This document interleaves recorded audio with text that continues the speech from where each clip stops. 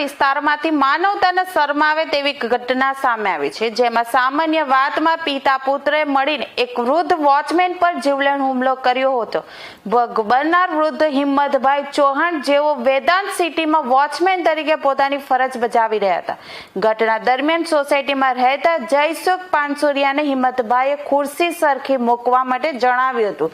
આ સામાન્ય સૂચનથી જયસુખનો પુત્ર મનીષ એકદમ ઉશ્કેરાઈ ગયો હતો અને ગાળાગાળી કરવા લાગ્યો હતો. વિવાદ વધતા મનીષ પાનસુરિયાએ વૃદ્ધ વોચમેનને લાફા ઝીકી દીધા હતા. ત્યારબાદ તેના પિતા જયસુખ પાનસુરિયાએ પણ ત્યાં લાકડી લઈને દોડી આવ્યા હતા. પિતા પુત્રના રૌદ્ર સ્વરૂપને જોઈને ગભરાયેલા હિંમતભાઈ જીવ બચાવવા માટે ભાગ્યા હતા, પરંતુ બનેલા પિતા પુત્રએ તેમનો પીછો કર્યો હતો. આ હુમલામાં હિંમતભાઈને ગંભીર ઇજાઓ પહોંચતા તેમને તાત્કાલિક સારવાર અર્થે સ્મીમેર હોસ્પિટલમાં ખસેડવામાં આવ્યા હતા. આ મામલે હિંમતભાઈના પુત્ર દ્વારા ઉત્તરાયણ પોલીસ સ્ટેશનમાં ફરિયાદ નોંધાવવામાં આવી છે.